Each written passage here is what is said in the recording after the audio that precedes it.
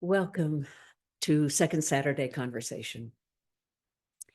Here we explore Christianity in and for the 21st century. What brought Christianity to the 21st century is a mixed and bloody story. A story of promises and affirmation, liberation and hope, and a story of oppression and rigidity, retributive punishment and violence. Christianity for the 21st century is being lived out now. What words will we use for it? I say they will not be words of ideological totalism or absolutism or of a petrified system of concepts. Such language is exclusive and closed. I suggest that whatever the language of I hear you, Christianity, Marianne. pardon me? Did I just hear someone? Let me just continue. I think somebody had their mic on. As I mentioned, that sort of words of sort of an ideological totalism, it tends towards exclusivism and kind of a closed system. And as I just said, I suggest that whatever the language of Christianity for the 21st century, it will require a renewal of the poetic imagination, which is open and curious and has infinite variety. The poetic imagination is what we need in our search for what is real and what is genuinely hopeful. And our guest today knows this well and deeply, and I'll welcome him in a moment. But I want to make just two additional comments before we get underway. First, I want to share with you something that's been on my mind. It concerns my interest in theopoetics. And I've been thinking about theopoetics for a while now, as you all know, but of late I've been just a little unsettled because I think I'm missing something. And I obviously don't know what it is, but I have a sense that I'm missing something. And I think in part that's because of my own thinking style and my own wiring and my own limitations. So I'm really glad that you are here with me as conversational partners because you have your own thinking styles and wiring and way of approaching things, your own perspective, and all of that contributes to my thinking. As you know, I think that theopoetics is really important, and I understand it as invitational and provisional and not proposition. And that said, in my thinking about it of late, I've just been wondering, I think I'm missing something. And I wanted you to know that. So as we move forward in this year together, I will continue to share with you my own process and journey, which is what I do. Second comment concerns the first part of our title, the overarching title for this year. The first part reads, Starlight, like intuition, pierced the 12th. This is the title of a poem by American poet Delmore Schwartz. The 12 here refers to the 12 disciples. And I said a little bit about this last month, that the language starlight like intuition pierced the 12. It struck me and my own imaginative thoughts as an affirmation of possibility, an affirmation of hope, that light can penetrate, pierce through even a dark canopy, like starlight in the night sky, and that when we see it, it can move us. But Delmore Schwartz's poem is not about hope. It's about hopelessness. It is a poem of torment, about the one who always watches us, who is unattainable perfectibility, He's referring to Jesus. And some of us were taught to see Jesus as perfection itself. In his poem, one of the 12 says, "Now nothing we do will be enough." Another says, "Such unspeakable and unnatural goodness will never ignore us." And in the poem, this drives the 12 to a kind of cynical hopelessness. So now I realize that in choosing this title, Starlight like intuition, pierce the 12, that those words can be descriptive or expressive of hope or hopelessness or more. The same language can convey different meanings, very different meanings. And we know this, but this has me thinking. And in these times, how language is being used is troubling me, because some things said intend something that we may not think they mean. Poet Gregory Orr writes, "Let's remake the world with words." I think words can remake the world. Are they words of hope or hopelessness? I think part of our task here on Second Saturday is to discern the realities of hope and hopelessness and how we shall live. And I think that we must examine what part we play in remaking the world with words. Next month, I'll talk more about hope and hopelessness and the language we use. Before I introduce our guest, Jeff, would you orient us to the plenary time, how to raise your hand and what that invitation for conversation provides? Sure. Good morning, Marianne. It's good to see you. Thanks, you too. So after we have heard from our guest and Marianne's thoughts, you'll have an opportunity to respond with questions, with wonderings, whatever is on your heart after you hear what you've heard. And at that time, we would like to invite you, if you'd like to say something, to do two things. Number one, if you look at the bottom of the menu in Zoom, you'll see a react button. It's got a little heart above it. And if you click on that, one of the options is to raise a hand. So raise that hand and we'll be able to call on you. That will let us know that you'd like to say something. And the second thing we'd like to invite you to do is to compose what you'd like to say before you raise that hand. It's really, a lot of us have different learning styles. My learning style is that I think with my mouth. And that's not particularly useful in this situation because I can ramble a bit. And so if you are like me, I invite you to think carefully about what you'd like to say so that you can keep it to about 2 minutes.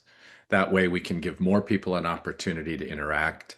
And so I will be keeping track of those 2 minutes. And if you start to ramble a little bit, like I might, I would just put up a finger like this to say, it's time to close this up so that we can give other people a chance.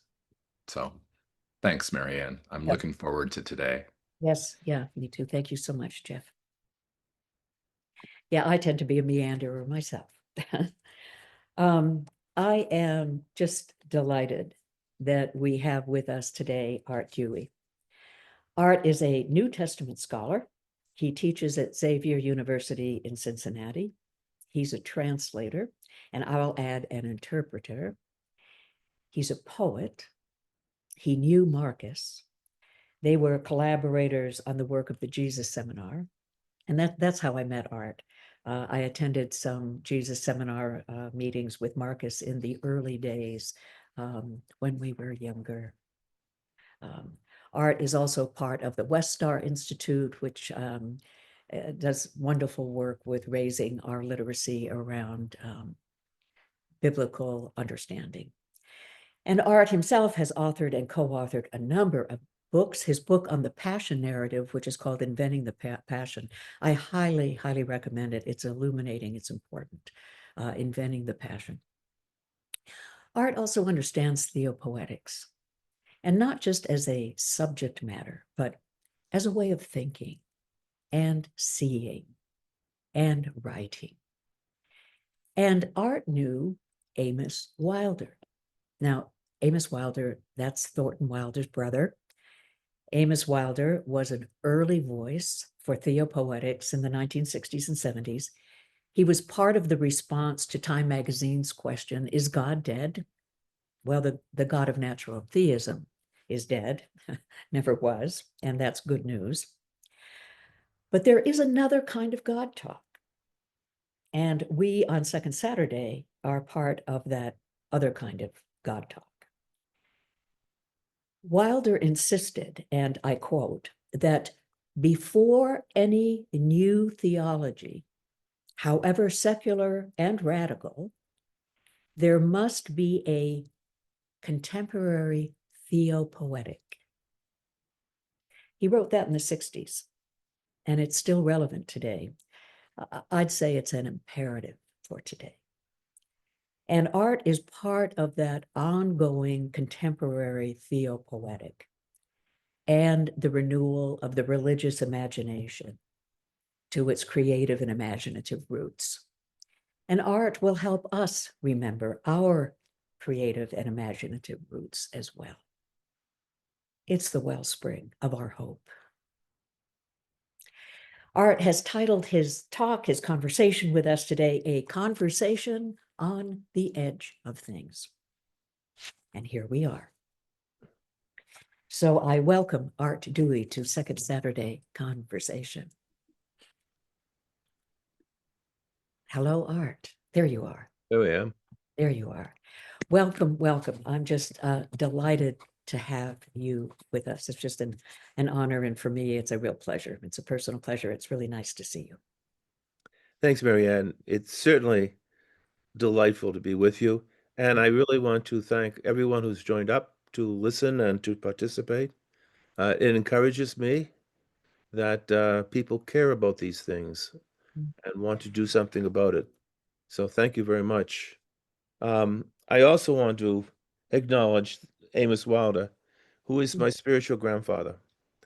I met him at Harvard when he was retired, and upon retirement, he then produced 4 lectures, which came to be his book, Theopoetics. So there's even hope for retirees. But Amos was the only one at Harvard who actually fully understood me, and it was just a wonderful relationship. I think the world of him. He was writing even in his late 80s and early 90s, and he defended his brother with a book. He thought that his brother had been mistreated in a volume where the author should have contacted him and his sister, and because they had letters from Thornton and all that. Never did that. So Amos wrote a book, and I never saw Amos angry until then. Somebody had been unfair to his brother, and he came up with an 88-page book on Thornton. Brilliant. I think he was 91. Very much like Dom Crossan, who just produced a book on Paul at 90. Okay. Great. Well, let me begin. Marcus were around to have produced one in his 80s. That's right. That's yeah, right. But so it goes. Yeah. And indeed, the quotations from Marcus, I think, are very helpful, as well as your remarks. So let me begin by talking about how are we going to talk about things. And I would suggest that we use a working definition of theology as the reflection on the way we talk together about the depths of our experience of life on this planet. And I've been using this definition of theology, working definition, for many years in my courses in theology. Notice I don't use the word God, and there's nothing particularly theological about anything in that definition, which is why I like it. But to put it more briefly, I'm also asking the question, how do we imagine the real, or how do we envision wisdom? So we're going to be dealing with these points as we go. But how do we get there? How do we get from where we are, and where are we? We're in the middle of things, huh? In medias res, we're bombarded by the prospect of climate change. We're in the United States, we're in an increasing autocratic regime. We are inundated with stupidity and fecklessness at an incredible rate. People are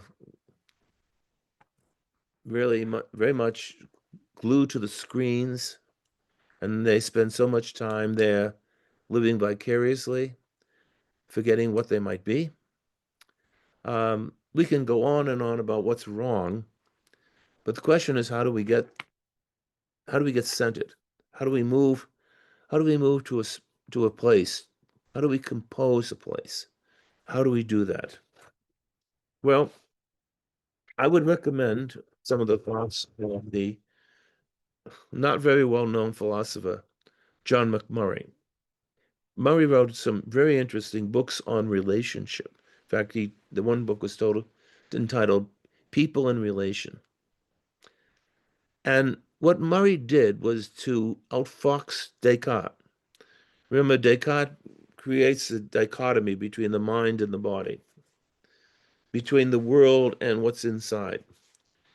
And Murray will have none of that. He would say, no, that's not how we begin. And we can all, I think, agree with him that we begin beside our mother.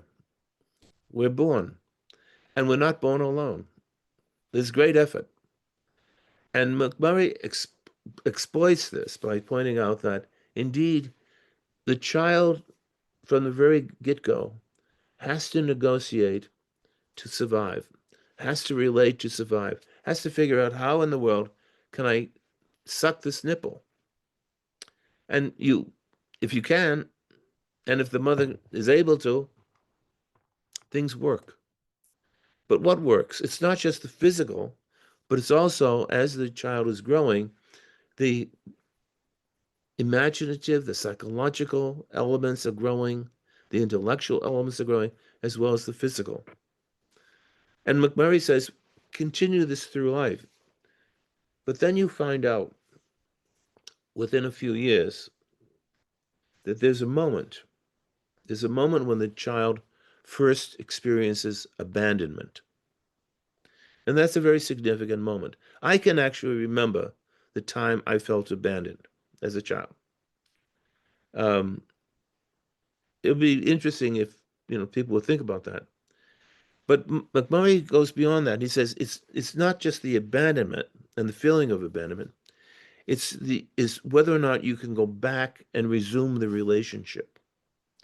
But what if the relationship no longer exists? What if the relationship continues under certain conditions? In other words, abandonment is in fact trauma. How do we deal with the trauma, and how do we ease through it? How do we grow from it? How do we heal? What can we do? And that his point is that the way in which we heal is through renewed relationships. And he sees at this point the beginning of religion. That religion begins when the original relationships don't work, but in fact others step in to help repair and to give something new. Now, why do I mention McMurray at this point? I mention him because he stresses the fact that we live in relationship. And I would argue that genuine imagining is always imagining in relation to. How do I see this? Let me go in terms of the contrary. And this is very much the insight of a writer by the name of William Lynch, a Jesuit, who wrote a book called Images of Hope. He wrote it many years ago. He wrote it after he himself had undergone psychological breakdown. And it was through adjusting, coming back, that he began to consider the imagination from the inside, as well as what it means to be human. And what Lynch mentions is that we all have this tendency to want to go and to be mesmerized by the great white whale. We tend to, that the deepest threat to our human imagination is to make absolutes out of everything. And why do we do that? Well, going back to McMurray, when we have trauma, we react. We don't necessarily respond, but we react. And when we react, using the deep parts of the brain, we either flee or fight. But imaginatively, we create giants, we create monsters, and we project them out. We see that the world is all or nothing. We make demands upon the world, demands that are beyond that anything could be fulfilled. And while we're making demands and while we're pushing out, we're also realizing or sensing better that we're desperately afraid and we're definitely empty. We feel abandoned. And the more abandoned and the more fearful we become, the more we project strength, magnification. And this is a way of imagining. This is the imagination of fantasy. It's the imagination that is that of a bully. This is the imagination of the inhuman, the imagination without boundaries. And I would contend that that is this fantastic imagination, the imagination of the absolute. I think Marianne mentioned the totalizing imagination. It's another way of putting it. That really gets us lost. And unfortunately, people on screens today are playing that game again and again and again. And they're empty and emptier and emptiest in doing so. So I would reject that type of imagination. But what kind of imagination am I then talking about? I'm talking about imagination that begins by doing the following: that we stop, that we take a deep breath, that we listen, that we notice what's going on. We look around, we feel, we remember, and we realize that we might be on the edge of things. We might realize that we are terrified. We might realize that we're not sure. But we're here, in this place, in this time. So if it sounds like prayer or recollection, that's what it is. And of course, remember the very notion of prayer in Judaism is to remember. Remember what? You call yourself back to reality. You call yourself Shema Yisrael Adonai. Remember Israel, the Lord, who is reality.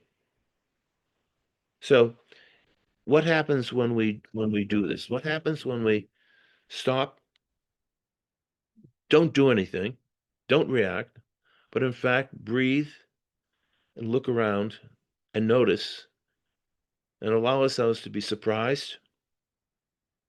What happens? Well, we're really at the shore again, at the edges of our lives. And this is where, as Shakespeare says, we begin to see feelingly. To see feelingly. This is very, very important. And indeed, as I write, I realize that as I'm really carving, I'm feeling my way through things.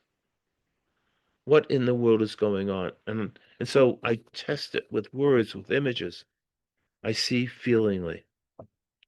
Another way of putting it is you're putting yourself in the present or in the presence, reminding ourselves where we are and who we are and who we can be.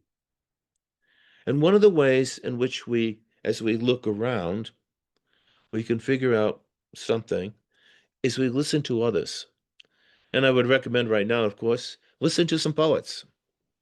And I want to look at one poet whom I very much appreciate, because poets help us to go down to the seashore, go to the edge of things.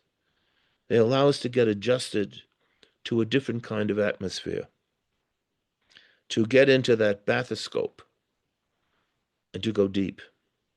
So I'm going to show you this first poem right now, and I'll read it, and let's see if I can read it from here. Okay, all right.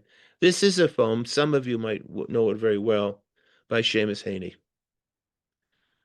The annals say, when the monks of Clonmacnoise were all at prayers inside the oratory, a ship appeared above them in the air.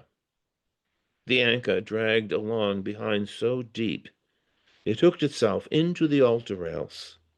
And then, as the big hull rocked to a standstill, a crewman shinned and grappled down the rope and struggled to release it. But in vain. This man can't bear our life here and will drown, the abbot said, unless we help him. So they did. The freed ship sailed, and the man climbed back out of the marvelous as he had known it. Curious, very curious indeed. Now I want to take you to Thessaloniki. There's I don't know if anyone knows this about the city of Thessaloniki, but they're building an underground railroad. They've been doing it for God knows how many years. And the problem with Greece is that every time you dig underneath, you encounter many, many things. Everything stops, and you begin to look at antiquities. And eventually, the railway station gets built, but it's 20 years later. Well, they were doing this recently in Thessaloniki, and they came upon the bodies, the remains of partisans from the Greek Civil War. And that caused me, because I very much love Thessaloniki, it caused me to reflect on this. And I'll begin. A skull, then another, each with a bullet hole, then a woman's shoe, a handbag, and a ring. The metro's expansion again is delayed. Nothing in Thessaloniki is built in a day or a year. For there was an underground station of partisans already in place, silenced lifetimes ago when liberties were taken to seed a mass grave. Like pomegranates, memories break open of how prisoners from the Yedekule castle wrote last-minute letters, how 19-year-old Agapius dared to refuse, how still in school uniforms 2 girls remain. This is not a tomb that grudgingly opens, but a constant unearthing of what we thought was life. Now, why do I bring this up? Well, let me give you one more, and then we'll talk. It's called Tulabaki's Dream.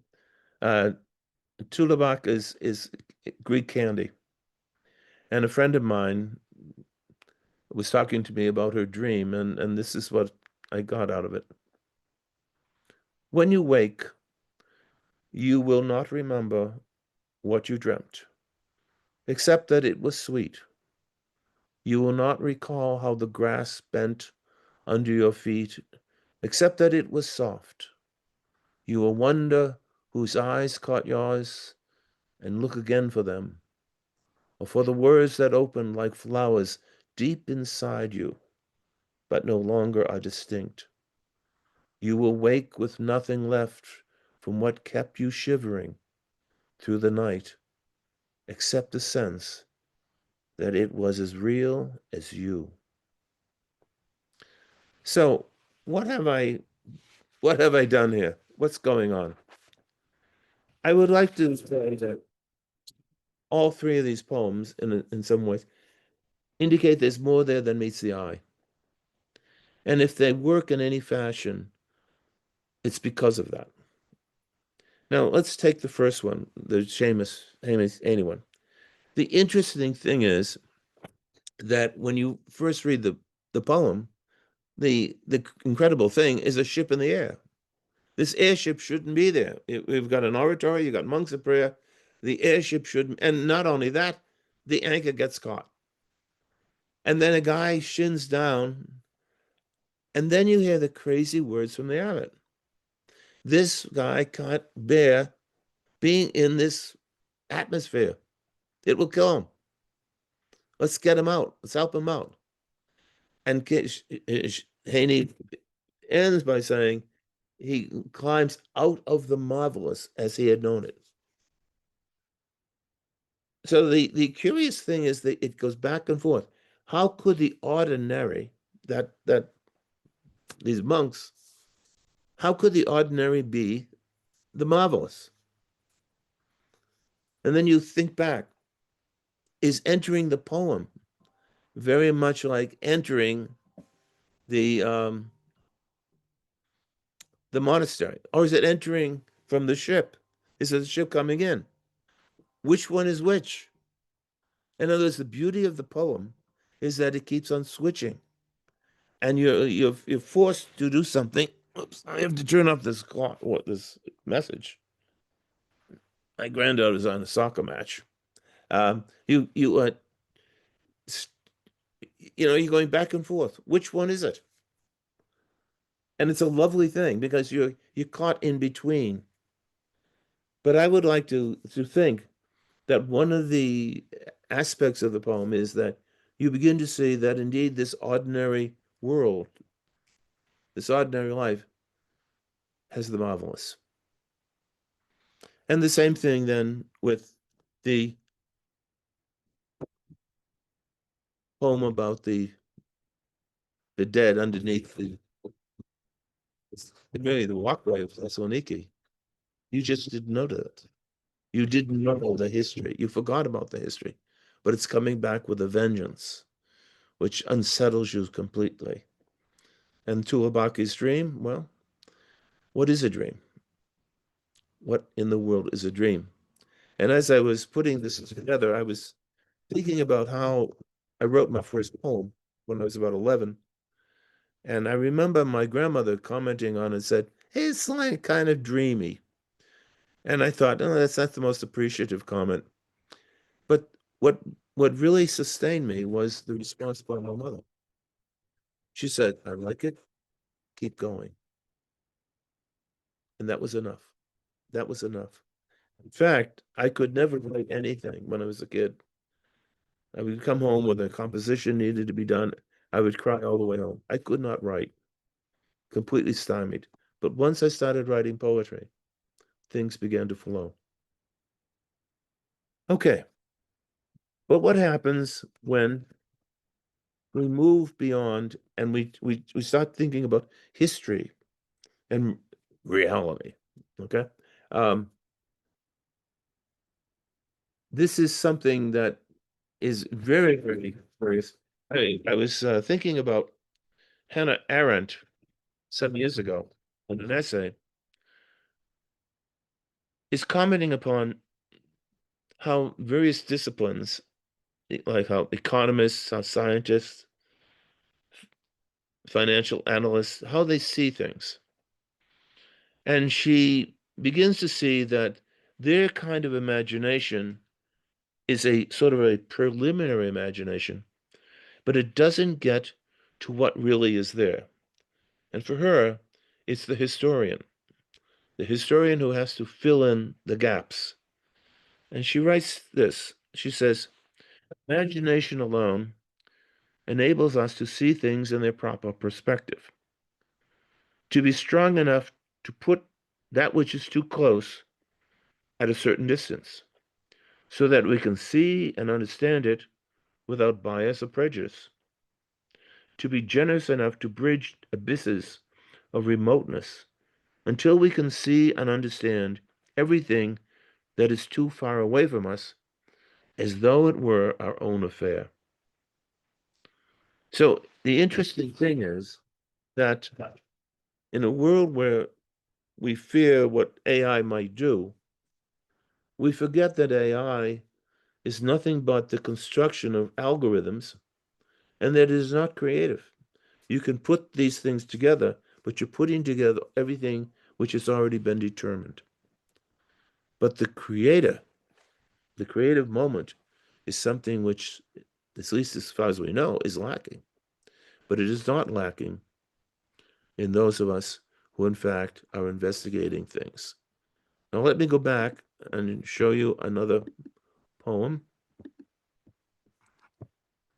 I wrote this some years ago, in fact, in 2013. The reason for that was the 400th anniversary of John Donne's poem, Going Westward on Good Friday. And so, why not be cheeky and do something on that? But actually it becomes a meditation. And as I was reading the various quotes from Marcus, I'm trying to do what Marcus is suggesting, trying to bring new words and a new vision to what was once a tradition. 400 years ago today, John Donne rode westward with his back against the sun. His memory crisscrossed the path he took. He hardly needed to consult a book to touch the tale tattooed upon his brain that trembled from Jerusalem again. The script, like many then, he knew by heart. Even when he seemed to be worlds apart, his life and will at odds, such distances, compacted by the love that moves the spheres, could be overcome by his colloquies, whispering scenes that wandered in his eyes. He could cry out, considering that Jew, feel the aching reach of bone and sinew that took all time within a human span, and marvel at a God-forsaken man. But long gone is the universe of Donne, and no meditative tete-a-tete can relight that ancient elemental fire or catch an atmosphere so cavalier and intimate as he enjoyed for years. We live in the explosion of his fears. Galileo gave way to cosmonauts. Calculus coldly scored all lunar flights. Interstellar telescopes play havoc. Our relays from the Big Bang's aftershock, transmitting sine fine galaxies, leave us spinning in our anxieties. What does it matter that we are stardust, comprehending time and space, if we must all disintegrate as our genes unwind? And why did our ancestors leave behind warm savannas to walk the continents and etch their caves in enigmatic paints? 400 years from now, who will look back and see beyond our planetary wreck? Who will have the temperate heart to probe the fractal crucifixions on our globe, to waste a glance on us and patiently turn tortured concentrations to child's play, recalling a blue marble and the moon, when we all, for one brief earthrise, were one? So, and more, sitting at Delphi, this is my favorite spot in Greece. I like to sit on a ridge above the theater, which is above the temple. And it's the only place in Greece where I know where winds from the right and the left come together.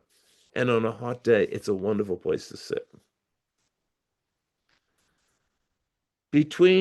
One other thing is that there is a superstition that if you drink the water from Delphi, you will return. Between two winds, I sit above the theater's sun-drenched stones, residue of dreams played out in songs long gone and distant as the sky. Silence, now the only oracle, inhabits Delphi. You can drink the water here, but beware the air, unspoken push and pull, where you get caught and shiver in rhythms running down Parnassus, unexpected as Apollo's pulse. Parnassus, of course, is the mountains around Delphi. Now, what are we doing with all of this? What I'm suggesting to these is, in fact, Jake, you can stop the screen. Good. What I'm suggesting here with these is that the imagination can continue to work, can continue to raise questions, can continue to reach out, and can continue to make mistakes. William Lynch points out that to have hope, the only thing a human needs is the ability to take the first step. Not to take the whole marathon, but to take one step. And what I'm suggesting is maybe that foot is an iambic foot. Now, where do we go with this? Well, I think we need some help. We've listened to Heaney. You've been forced to listen to me. And now I'd like to mention a couple of people. One is Dante, and the other one is Yeshua bar Yosefat, or Yeshua bar Marianne, Jesus of Nazareth. I mentioned Dante because in my rereading of Dante again and again and again, I've been struck by something that perhaps I should have noticed early on.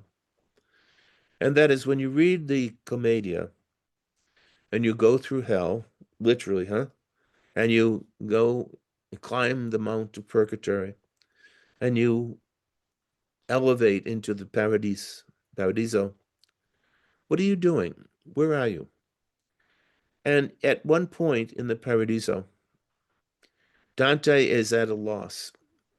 A lot of things, a lot of sounds overwhelm him and things like that. And Beatrice, who is not averse to delivering some questions and some truth, she can be rather harsh. She says to Dante, "Non sei tu, che tu sei in cielo." Don't you know that you're in heaven? And if you remember, I asked, how do we get from the hurly-burly into a place where we can look around? And one of the ways we can look around is that we remember that we are in heaven. Now that sounds preposterous, but think about the Commedia. The difference between being in hell, purgatory, and heaven is a matter of attitude. It's a matter of, what do I want? What do I see? Literally, if you are in hell, you might actually be in heaven. And in fact, that's what happens. Beatrice comes all the way down into hell to get the poet. And and then Dante goes through hell, but literally accompanied. And accompanied not only by the great Roman poet, but also by the hope that he will get through it. And the same thing in the Purgatorial. The Purgatory, perhaps the most human of the three, gives us a sense of movement. And this is very, very important. The imagination is an imagination that is in movement. You begin by taking the first step, but you learn that you can take another step. And then you begin to see that these images that seemingly were frozen, in fact, are in motion. And that, in fact, defeats and can cause consternation to the totalizing imagination, which sees one thing only. And in fact, you're taking steps around, underneath, over. If you think about the dinosaurs, who survived the dinosaurs? The little mammals that were crawling about. We survived. We are the mammals. Somehow we got through the destruction of the dinosaurs. We moved around. So Dante, for me, is a wonderful reminder to think, where am I? Where am I? I sometimes give my students a meditation, and it begins this way. There's good news and the bad news. The empire of God is here. That's the good news. You know what the bad news is? The empire of God is here. And in fact, nothing changes. Nothing changes until you sit with it. Now, what does empire mean? Empire doesn't mean a place. Empire in the Greek means the effective presence. And what would be the case if the depth of life, the mystery of life, is there right in our midst? What would happen if we thought about this? Would we ever be afraid? That brings me to Jesus of Nazareth. My work with the Jesus Seminar has given me a very interesting angle of approach to Jesus of Nazareth. This is a wisdom teacher who delivers aphorisms, parables, and in the aphorisms and parables, he gives people a chance to do what? To think, to reimagine. He doesn't tell them what it means. He asks them to engage, and when they engage and when it clicks with them, that's when the empire comes. That's when the empire comes. And to further do this, he eats with anybody.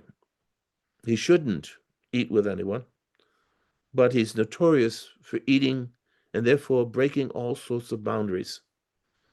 But his boundary making was more notorious in his speech. By saying what he did in the way he did, by challenging people to reimagine the very essence of what it meant to live together, he is bringing down the world. Not the end of the world, but the way in which we imagine the world.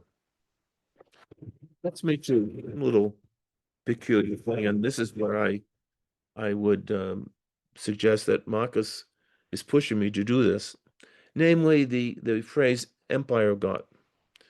We use the word empire rather than kingdom because kingdom is not a good translation, frankly. It worked for King James because he wanted to make sure that his kingship was established, and he got his translators to do that. But the word basileia means empire, and empire doesn't mean a place. Again, it means the effective presence of God. So, for example, the empire of Rome was effectively expressed in the fact there was a Roman governor in Judea, there was a Roman contingent right next to the temple, and they observed what was going on. It was present in the Roman tax collectors. It was present in the Roman buildings. You can see what I mean by Roman presence. And in fact, if anything happened in Judea, cohorts from Syria could be there in 2 days. That's Roman presence. That's the empire. But empire is not the best word. My colleague Brandon Scott has pointed out that maybe Jesus made a mistake by using the phrase. I don't think so, because he uses it in conjunction with narratives, with his parables. And so he really blows up the usual notion of empire. But I would suggest this, experimenting with a new expression. My suggestion is atmosphere, the atmosphere of God. And I do that after experimenting with other words. Governance of God doesn't work. But I think atmosphere is more suggestive because we live in a variety of atmospheres. And one of the things we can do meditatively is to test the atmosphere we're living in. Or we can create new parables, such as this one. The atmosphere of God is like a woman whose breasts begin to flow at the cry of someone's child. And I want to get to the last point. I want to talk about truth. Truth, the age of fascist onslaught. The word truth in Greek is aletheia. Now, let me get pedantic for a minute. The A is what we call a privative. It means a not. And letheia comes from the Greek word lethe, meaning forgetfulness. So truth to a Greek is not a fact. It's what is unforgettable. And this is very interesting. Again, when we sit down and look around, the things we might want to think about is what is unforgettable? What makes something unforgettable? And I'll go on the screen again and here we go. I wrote this thing about wisdom speaking, but I'm going to give just one part of her talk. Wisdom suggests us live in the real world with me. Learn how to crawl to be human. Experience failure and be at a loss. Suffer in that skin, sorrow to the bone. Find out that trust is the tissue of the world. Find me in picking through the fragments of your life, in the shadows of your days, in those irretrievable moments of watching children fall asleep, or airport goodbyes, in fireflies on summer nights, or the sweaty realization of a near miss. Know that you can come. Just hear my voice in many tongues, so you will detect how close I am to you. If you want to find me, take delight in small things, small enough to be forgotten, small enough to smuggle in the heart. Don't think that you are alone in this. The weeds of wisdom are everywhere. That's why I am so dangerous, so alive. And I'll conclude these remarks with one more poem. It's called How Love Begins, How It Ends. And if you want, think of a Mobius strip. You know, those, if you take a little piece of paper and you twist it and turn it, it never ends. How love begins, how it ends, no one knows, because we are in the middle of things. Caught in love's traffic jam, it starts and goes, ricocheting here.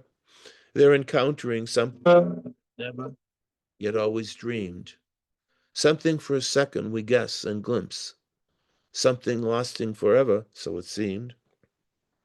Elusive as the wind, out of our grasp. Nevertheless, it pierces to the bone, pulverizes us into cosmic dust, uncoiling helixes of hope that run as fast as our unsteady hearts can trust, detecting that even time's rules can bend. There is no beginning, there is no end. So what am I saying? Well, I'm ending where I began, in the middle of things. but hopefully have been using words to get underneath the ground, to see that we are more than what we say we are, so that we can say more. And that's enough for me to say. And we'll get this off now. Jake, if you can turn that off, and we're good. Thank you. Good.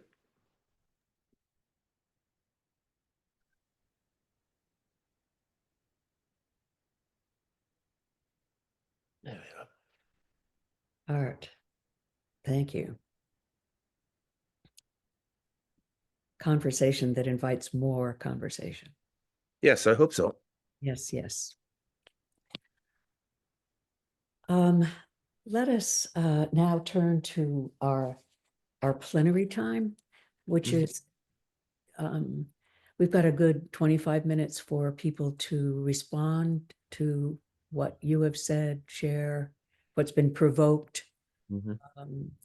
They may have questions or whatever, but in giving people another minute to just sort of sit with what you've said and see how it stirs, Mhm. I'm going to read the guidelines for listening that's part of our hospitality ethos. Right. Second Saturday. People who've been with us for a while, they kind of know these, but I'm going to read these, but this will also give people a moment to just be with what you've said and see what arises. Okay, what comes to the edge. Okay. Sure. So as we move into plenary time, let me just remind you about, as I said, our spirit of hospitality in speaking and listening.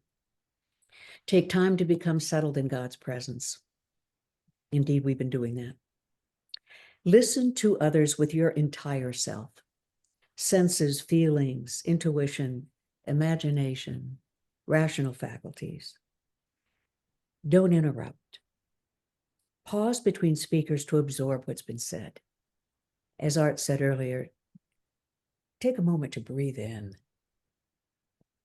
breathe out. Don't formulate what you want to say while someone else is speaking. Okay, that's like talking over them. Speak for yourself only. Express your own thoughts and feelings. Refer to your own experiences. Avoid being hypothetical. Steer away from broad generalizations. I know this isn't always easy. Don't challenge what others say. Listen to the group as a whole, to those who have not spoken aloud as well as to those who have, and generally leave space for anyone who may want to speak a first time before speaking a second time yourself, okay? And this will apply to coffee hour too, or coffee time. And I love this one. This is number 10. Hold your desires and opinions, even your convictions, lightly. As I said, you're familiar with this.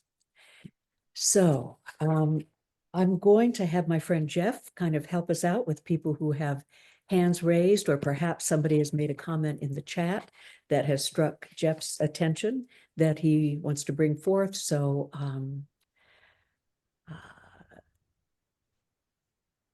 yes, I am. I feel, to borrow from Rilke, that we've been led into an ever widening sea. Yeah. Yeah. So, as I said, we have some time to reflect with Art. Mm. I could mention, somebody mentioned if I would repeat my definition of theology, which I could do. Okay, super. Theology is the reflection upon the way in which we talk together about the depths of our experience of life on this planet. Can you say that one more time, Art? Yeah, this time I know people are going to want to write it down. Okay. It's the reflection on the way in which we talk, reflection on the ways in which we talk to each other about the depths of our life on this planet. Yeah. In other words, when people talk about theology, they say, well, this is God talk, and you get into all the various architects of theology. But that's what they're doing. That's what we're really doing. What is the depth of our experience? That's another word for God. You know, Yeah. I just don't want to use the word God when in fact it can impede so many people's experiences. Yeah.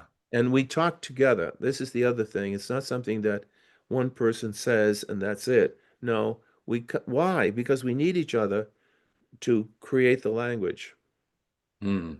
And the other thing is, the other side of it is, we're not alone on this. Our whole planet, you don't have to stop with the planet. You can talk about the universe, but it would be nice to think about the planet too. Yeah. Yeah. Yeah. And I like your emphasis on the depth experience. I mean, that has to do with our, when you asked earlier, what is it to be a human being? Yes, exactly. Yeah. To acknowledge the fact that part of what it means to be a human being is our depth experiences. That's right. Yes. And Yes. everyone has them, and so we can Right. share them. And as we do that, we grow. We Yeah. see that we're really in over our heads in a good sense. Yeah. Right. In over our heads. Yes. In over our heads.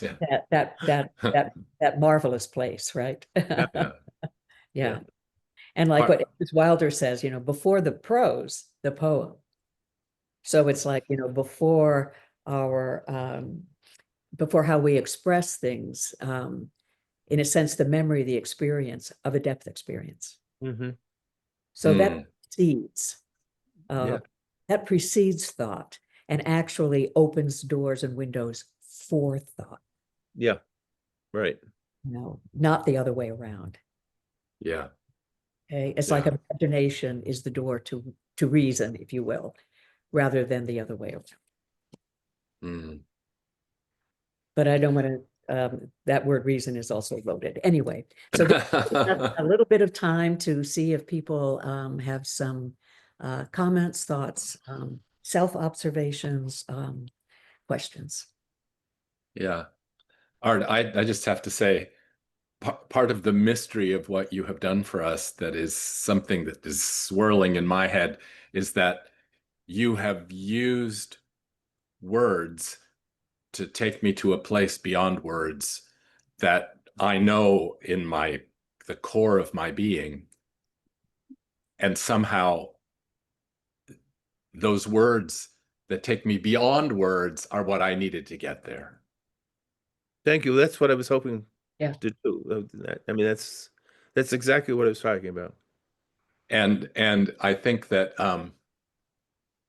one of the challenges of going into plenary right now is that I really want to just sit here and savor these morsels that are swirling in my head that I don't want to lose. Well, let me tell you a story.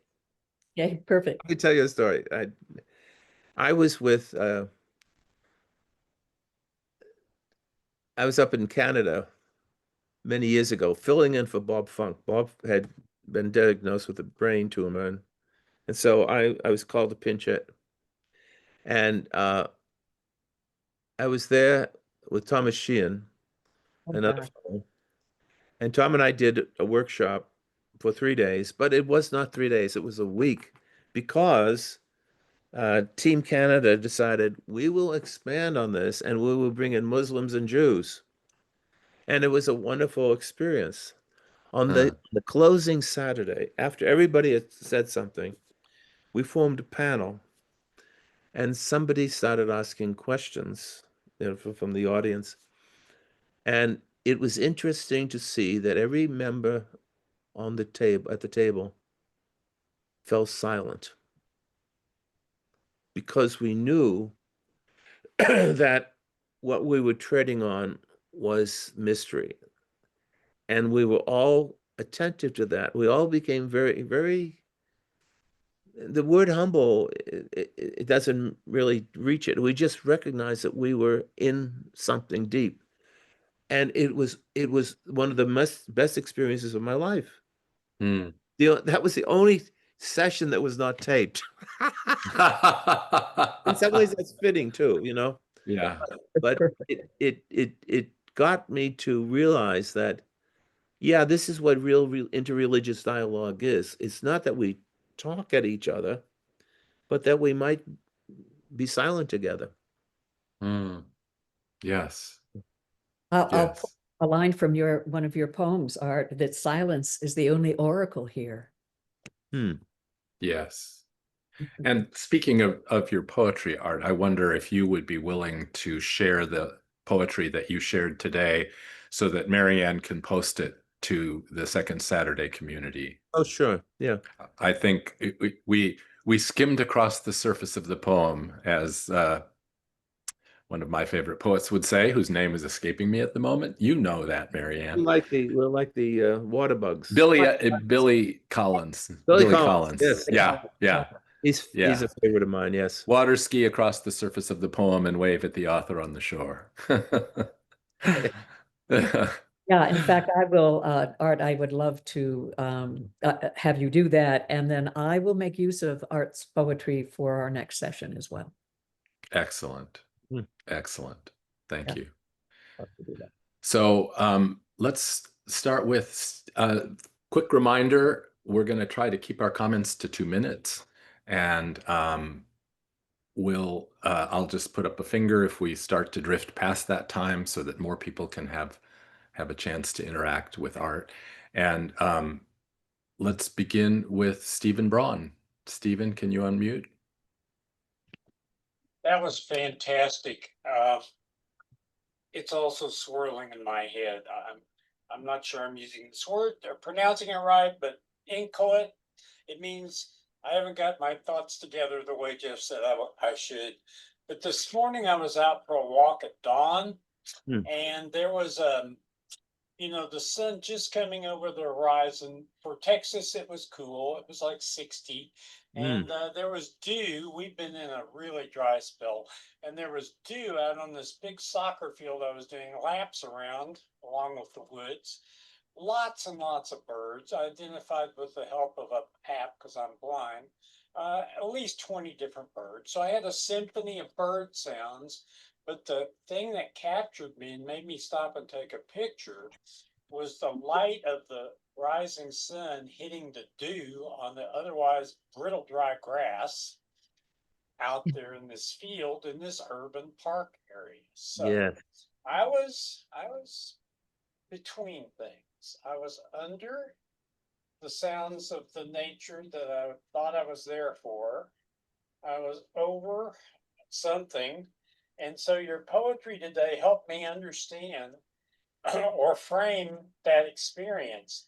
I think a lot of times we get into using, you spoke of this, too big a perspective. I think it was in the Hannah Arendt reference, thinking in terms of large ideas or concepts when we really should be thinking about how our feelings and subtle small things reveal the most truth.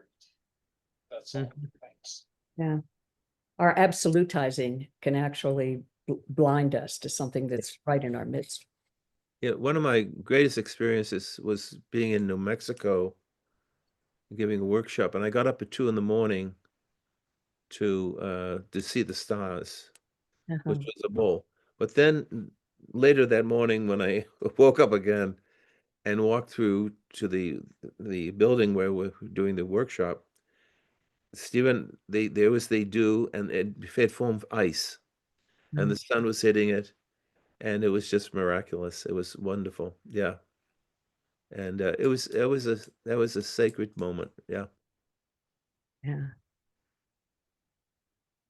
Yeah. And, just even your description, Stephen, of your experience, I mean, it put me in kind of a dream state. But seeing dream-like, I mean, it was almost like Arthur's early experience of his own poetry, or, it's like it's dreamy. And I loved your question earlier, Art, about what is a dream?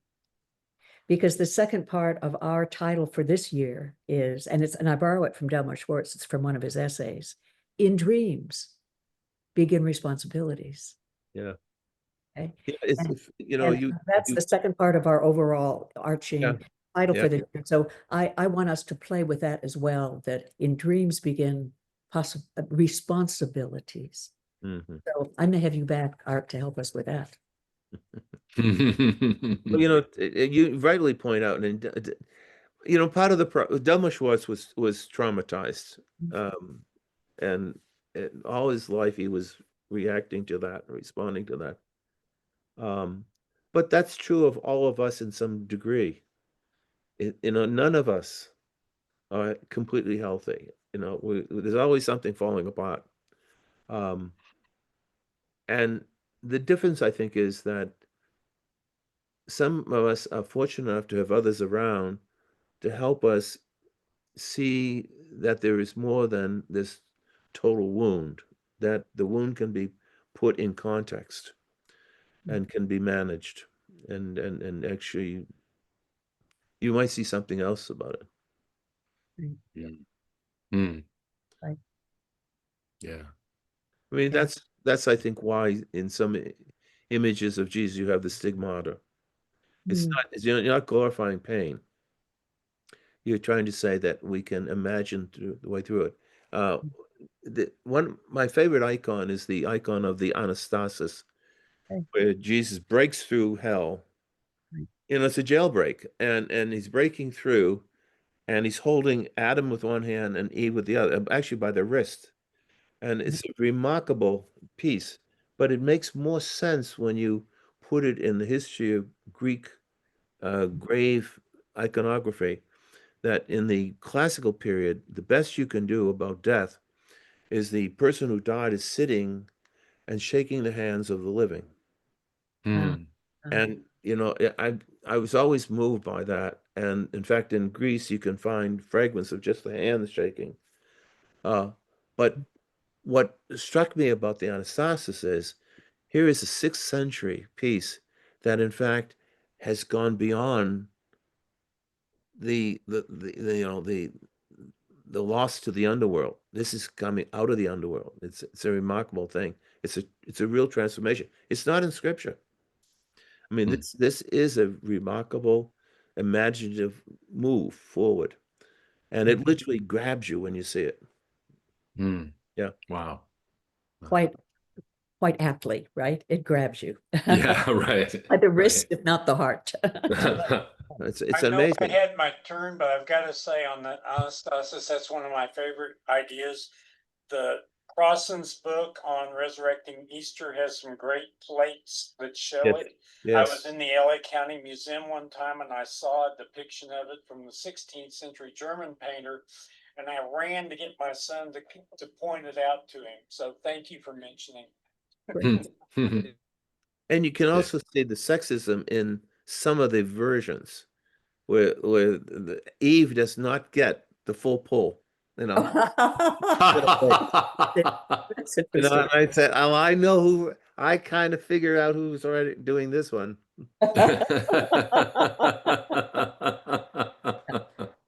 It's not always equal opportunity. No. Yeah. Yeah. Thank you, Stephen. Lynn Tolk, do you want to unmute Lynn? Here. Oh, well, gosh, I am, yes. My very first comment is just pure gratitude. I have not been so stimulated and inspired in a while, and I just have been eating up every minute of it. Thank you. I hope that your poetry is published in books. I want some if I can find them. Well, it's actually not. I that's one of the things I haven't done. Oh, In my book Wisdom Notes, which is commentaries, I do have some of those poems. okay. A couple of them, actually, yeah. But there are others there too. But and that's Yeah, one of well, the things, I'm retiring this year, so that's one of the things to work on a collection. oh, yes, that's a good thing to do. It just gives Yeah. you more time to do the good things. So I've been taking notes, but there's even too many notes to put into 2 minutes. But I have to say that I have Crosshand's book on my coffee table because of that picture. Um, I have always been a poet myself, also not published. But when I was, I think about 6 or 7, I wrote my first All are. song. Perhaps we all are poets. Yes, Yeah. I hope so. It's reality. Yes. And the basic line in the song is, "Where the moon goes, there go I." way up in the sky. My darling, don't you cry. I'll never leave you when I die. That's lovely. Yeah, I liked it. I And so did my mother, you know. She was encouraging. And So you I've can written a and you lot sing of it, them. and you sing it to someone. That's wonderful. Hmm. Yeah, It's a true lullaby. yeah, it is. It should be sung to adults. Yeah. I Yeah. came up with that while swinging on a swing set that my dad had built for me. Oh, wonderful. Oh my, memory upon memory. Yeah. Yeah, Yeah. yeah.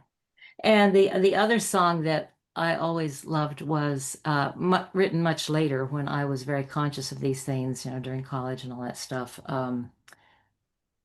Oh, was there ever a time in the history of our race when a woman and a man held an equal place? Mm. Mm. And then the chorus goes on, I want to remember, or failing that, invent.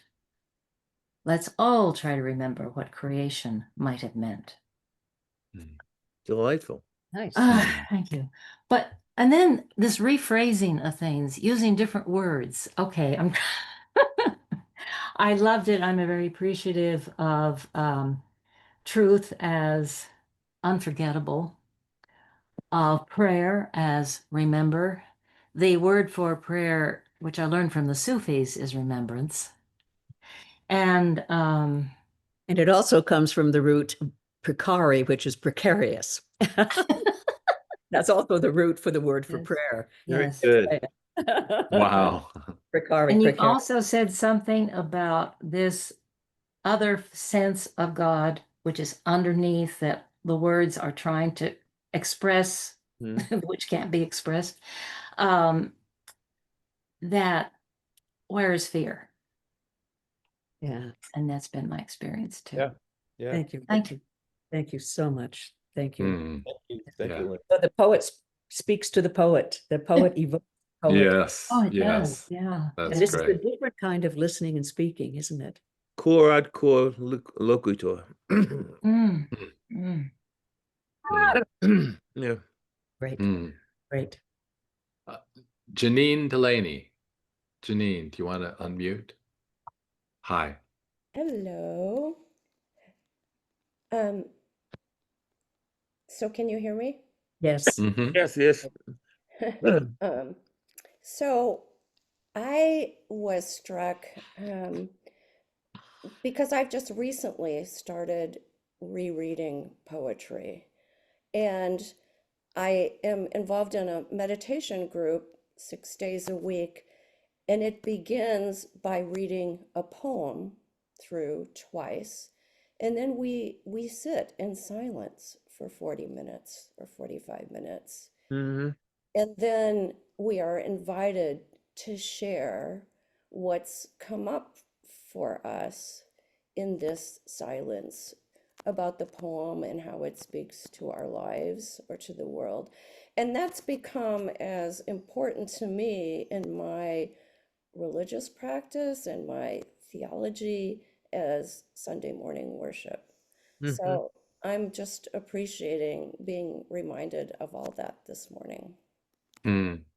Well, I must say that you are a loaded weapon.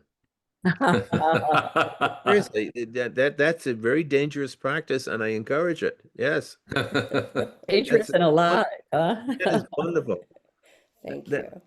that really is wonderful. That's really good, solid meditation. Yeah, Yeah. the Quakers like that too. Yeah. All right. Thank you. Great. Yeah. Thanks, Janine. Jeff, I noticed that Susan Herman has her hand up, and I'm going to take a little privilege. I also Great. has her hand up, but I'd love for Susan to be able to ask a question. Great. And thank you, Janine, so much for that. I want to make note of that as just a reminder to us about when some of us say, well, what kind of practice should we have? I think you've named it beautifully. Yeah. Mm-hmm. Well, Invited. Marianne. Yes, Susan. I feel like I jumped to the head of the queue. Your art, you're talking about the kingdom of God, brought up a lot in my United Methodist Church that I'm active in. The dissatisfaction with kingdom of God has caused us to, I'm not loving this, to just change it to kingdom of God. They take out the G and have it be, we're all a family. That seems very one-dimensional to me. So your description of in Greek, the empire meaning the effective presence and the atmosphere of God, I think is so much better. And it also recalls for me in one of the study books written by our dear Marcus Borg, he proposes that we call the kingdom of God the dream of God. I'm sorry, the what? Dream of God. Yes. Which I found a really nice breakthrough in thinking about it. But what do you think about that? You're thinking about dreams. I think that is a possibility. The negative side of it would be that people have this negative feeling towards dreams. But on the positive, I do recall a man by saying, "I have a dream," and so dreams are not nothing, and when we talk about dreams in a very positive way, in terms of I'm envisioning a future, I'm envisioning a situation, then it really makes sense, and I think Marcus is quite appropriately using this. Again, remember when Jesus was talking about the empire, he was always talking it as the empire of God is like. So everybody in the ancient world had an image of the empire of God. That's not news. The Romans' empire of God was Rome and the gods of Rome. A high priest, it was the temple worship. The Pharisees, everybody keeps the Torah for a day. If I'm a rebellion type sort, it was the restoring of David's kingdom. The Essenes thought they would get back to the priesthood. All this was the empire of God. So when Jesus comes and he says the empire of God is like a woman leavening 50 pounds of flour, good God, what is he talking about? The empire should not be near a woman, number one. Number two, leaven is impure, referring to dead bodies. And number three, it's all over the place. How is that like the empire of God? Does that make any sense? You got to think about that. So, see, I think sometimes we focus so much on the phrase empire, and we forget that he's having fun. He's causing people to have conniptions over, oh my God, I don't know what the hell he's saying. It's amazing I remembered. Kind of pokes at our imagination, doesn't it? Yes, he's a provocateur. Thank you. So, but kingdom, I see the point with kingdom too. But I agree with you, it is limited. And I think what it really is the people are shy in getting away from kingdom. They don't want to admit, but kingdom is just the wrong word. I mean, King James loved that. And remember, the translation was done under his auspices. So Exactly. you know it's going to be kingdom. Yeah. Yeah. Well, thank you. Yeah. And just a quick comment. I'm remembering about, Martin Luther King saying, I have a dream. I understand that in the beginning of Martin Luther King's speech, that he was talking sort of a little bit more from his head, and that Mahalia Jackson was behind him. And that she said, Martin, tell them about the dream. And then he switched in his talk, and that's when he made the switch. And he said, I have a dream. I have a dream that one day, okay? And that changed everything. Yeah. So we wonder, what is a dream? I think it's a great question. But there was something about Mahalia Jackson knew, tell them, Martin, about the dream. Yes. Yeah. Actually, that really throws so much depth to that story. Yeah. It's amazing. That's an amazing. Yeah. It's a little bit like us on Second Saturday. We're in our heads a lot. And then Arthur Dewey comes along and says, let me tell you what I mean. Yeah. Yeah. Yeah. Thank you, Susan. Thank you, Susan. Nice Thanks, to see Susan. you. Yeah. Yeah. Kate. Hi, Kate. Good to see you. Kate is my favorite person in Canada. All due respect to the other Canadians, but Kate, I think you're still muted, Kate. And we Yep. just a few minutes before we have to close. So Yeah. It's good to see you again and good to you too, Kate. meet you, Art. You know, when I first got Marianne's email, because it said that you knew Amos Wahlberg, of course, the first thing I thought of was the guy, the husband of the lady who wrote Little House on the Prairie, the books. That's I didn't know I'd never made that connect. and Yeah. I don't think you're the same people. Oh, that's yeah. Anyway, yes, I'm huge Little House on the Prairie fan.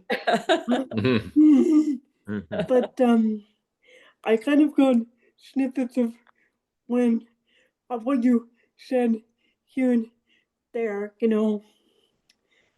What you talked about was a lot of meditation and how we're in our head so much. And I know, especially when I wake up, I get in my head about things that don't need to be there, like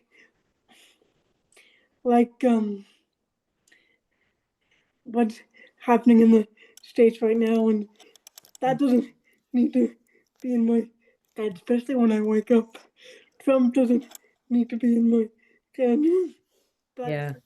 to I know there's something about the news today that we feel like it's the absolute thing. It's all there is, right? And Yeah. that is not true and not healthy for us either. Right. But I love what you're talking about, Art. Is like very much in the present, in about the present moment, and kind of what Eckhart Tolle was talking about. I like what you said, just snippets of what you said about historians filling in the gaps, and then what you said a little bit about AI. Because some people think AI is a great tool, some people think it's a disaster, but I had a friend to tell me that it's up to the person behind AI whether it's a good thing or a disaster. Like in schools, for a very small example, are teachers going to use it to help kids cheat or help kids study for tests and learn? I also like what you said about how humans survived the dinosaurs. That gives a Yeah. Well, Yeah, apparently we did. Yeah. So far.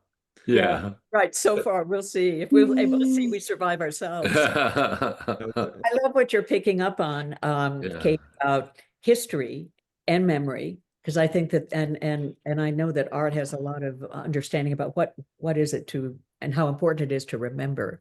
And also that with AI, I loved how, what you brought up and what Art said about that AI says what it's already been told. It Yep. spits out what it was already, quote unquote, known. Yeah. Okay? And that we as human beings, we have this creative, more innovative, it's like be surprised, by our own explorations, And so I really like the thought that that there's a creative element and a creative imagination. Yeah, and we can that is Control- our. And Controlling. yeah, and I just thought that was a really interesting comment about AI, that it comes up with what it already knows. Yeah. Yeah. Thanks a lot, Kate. Yeah, it's always good to see you. Yeah. Before we go, are you rooting for the Blue Jays? My mom is. Okay. Go blue. Go blue. Yeah, Go Blue. That's great. great. That's great. Lay blue. That's sad. Anyway, I gotta go, but good to see you. Good to Yeah, see Yeah, all. you too. Thanks to you, Kate, so much. Thanks. Thanks for being here. Yeah. Love having you here. Well, Marianne, I know we have one other person. Peter, I'm wondering if you can stay on for coffee hour and we can hear what you have to say then. Does that work for you? Is he there? Yeah, I don't know. I can't see him. Is he still there? He's not on his video, but his hand Oh. is still up. So let's assume that he can stay Okay, with us. do that. And Oh, I have a, hello. I, Oh, there we Yes? go. Peter. That is me. Yes, yes. I'll hang on and ask the question. Great. When the time. Yes. That's great. Thanks. Thanks a Thank lot. you. don't go anywhere. Yep. Right, Oh, right. yeah. Okay, good. And by the way, Judy Gibson, it's really nice to see you. I don't see everybody in the Hollywood squares, but I'm seeing you, so I want to acknowledge you. It's nice to see you. Just a quick note, and then we'll move into, for those of you who can come to coffee time, we'll go on until about 11:25 and have a little bit more time to listen to one another and to talk with Art. Our next second Saturday is November 8th, and I will build on some things that Art's been talking about, including hope and hopelessness, okay? And anyway, our closing music is a cavatina, which is a short, simple song. It's often found in operas as kind of a bridge from one thing to another. The cavatina you're going to hear is composed by Stanley Myers. It was originally done for piano, and it was composed for a 1970s film called The Walking Stick, but it became famous. You might recognize this melody. It became famous in its arrangement for guitar by John Williams, and it gained fame for its use in the film The Deer Hunter, which is a really difficult, wrenching parable about the Vietnam War, about war. So I'm playing the cavatina from Stanley Myers, the one that is known best from The Deer Hunter, which was in 1978. So, and it's about 4 minutes, but it's worth it. It's worth just being with that music, especially in light of how our conversation has been today. I think it's in tune with the feel of our conversation today. So, Art, I just cannot thank you enough for our conversation today at the edge of things. And I dare say that with you, we have met the unforgettable. Well, I really appreciate being with you and all of you. And we can continue in coffee time. Yes, excellent, excellent. I'd love to have you back, by the way. Yep. So thanks all of you for being here and being part of Second Saturday Conversation. And we will, this is a conversation that continues to unfold and move into an ever-widening sea. So for those of you who can stay, I'll see you very shortly. And others of you, I look forward to seeing you on November 8th for our next Second Saturday Conversation.